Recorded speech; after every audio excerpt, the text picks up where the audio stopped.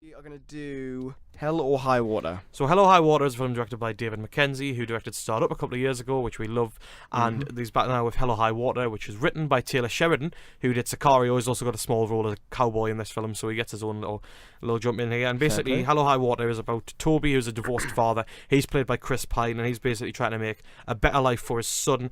However, he basically teams up with his brother Tanner, played by Ben Foster, who continuously proves he's the most underrated man in the acting world forever and ever. And basically, he's an ex-convict with a short temper and an even worse trigger finger on him.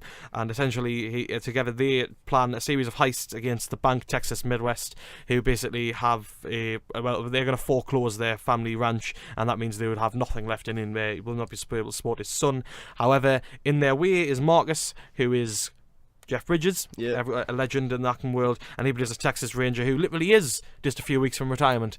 And it's up to him. It's up to him and his partner. A few weeks from retirement to stop the roll of banks that they're hitting many branches. So it's up to Jeff Bridges to stop them and basically prevent them from getting away with it scotch free. And Hello High Water, we've been. It's sort of.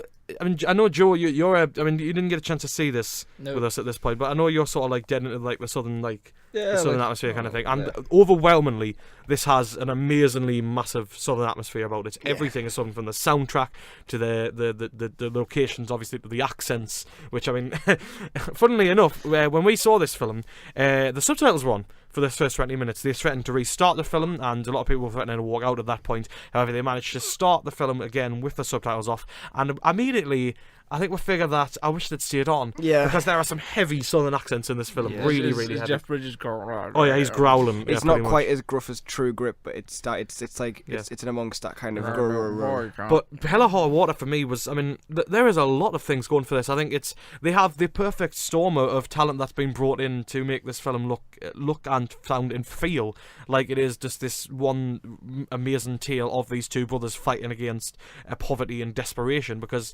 this, in honesty, this is what Hello High Water is. Essentially, it is this story about the two brothers fighting against what the desperate times are shown. Because the film makes sure to show you other parts of the story where other people are struggling against the times. You've got the waitress who refuses to give Jeff Bridges some vital evidence because she needs to use that evidence to fund her mortgage to put a house over the roof for her son, as she says. $200 tip, isn't it? Yeah, exactly. Yeah, and they've got to show you at points like the other poverty that this has. It's not just these people who've been pushed to desperate situations. It's the scenes when the car's driving down the highways and it's got the big billboards saying like, do you need to lend money? And this is not just a crime story, which is what I was expecting from the trailer. This is very much a story about the land that we live in that area. The land that they live in. And I know you thought that this film was set in the past originally from the trailer. You thought it was going to be like 70s or something. From the way it looks, it's credit to them for making that kind of aesthetic and that kind of feeling that I genuinely didn't think it was set in present day. And obviously when you get into the film, you see there's computers and there's all kinds of other stuff that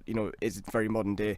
I guess it just shows the way it's a different kind of culture, I suppose. And I think the fact that they've got that great. David Mackenzie does a great job with his cinematographer Giles Nutkins to create that sort of amazing world that you can see him in dilapidate and run down and dust bowl. And the fact that you thought it was set in the past just speaks volumes, because it really does look that bad, and it sells you into the story perfectly. Jeff Bridges, as you would expect, is as capable as you want as that gruff detective hunting them down. And at the heart of this story, you've got that story of the two brothers, and you get behind them completely, don't you? You really do. I think that's the thing I like most about the film. There's a lot of different characters, and they're all likeable and unlikable at the very same time. The brothers are obviously both doing something very appalling. They are putting lives at risk. They are holding up banks. They're causing a lot of emotional trauma to the people who they encounter. You've got but also they're very charismatic. They're doing it for the right reasons. Well, Chris Pine's character is Ben Foster's it seems like he's just going along. But you look at Ben Foster. Ben Foster is an evil character essentially, because not evil. He's a very off the road character. He's pretty despicable. But this is maybe all they know, because in one monologue near the beginning of the film, he goes on a record to say, his father beat them mercilessly multiple times, and you've got to realise that this is sort of the path that it's led them on. They can't help the poverty they have grown up in, and especially when the bank are taken. And there's multiple characters in this film who are saying like, this bank took everything from you.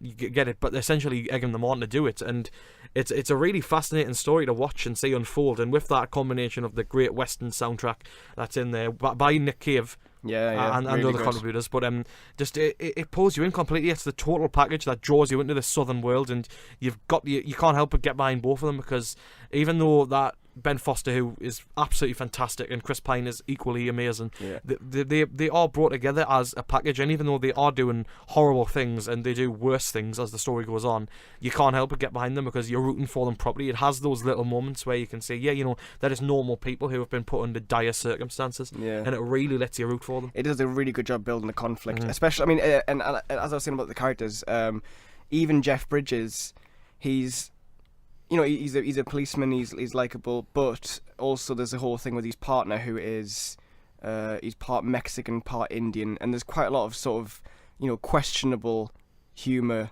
directed towards his partner, but his partner sort of takes it as a joke. But I suppose there is that sort of tinge of being like, is this guy? It makes it a bit uncomfortable for us watching it to have those kind of jokes brought up. But I think the whole thing creates so much tension, and the payoff is very satisfying. I think it all wraps up nicely. I think that one of the final scenes when it all kind of comes to a head is very tense. The guy sitting next to me was literally, like, physically had his arms on the rest of the chair, and he was sat right on the edge of it, and his girlfriend next to him was just like going, "What are you doing?" The girlfriend was like looking at him. There was points when something would happen, like something that you kind of knew, like, oh god, it's gonna go down here, and he was like just sit there, edge of his seat, like rocking, like shaking his head, going, "Oh no." But hey, that's kind of what you want, isn't it? Very visceral, engaging cinema. Because if you can get behind them properly, these brothers, and if you're not invested in that story, you're not going to care. But it takes time to make you care, and you really get behind them. Absolutely. Hell or High Water. Hell or High Water. Very good it's indeed. A great film. Not Hell and High Water, as has been mentioned in many outtakes of this review. But Hell or High Water. Hell or High Water. It's well worth seeing. It's out in cinemas from today. We saw it early, thanks to the mercy of being cool people. Not really. It's just pure chance. But yeah, go and see it now.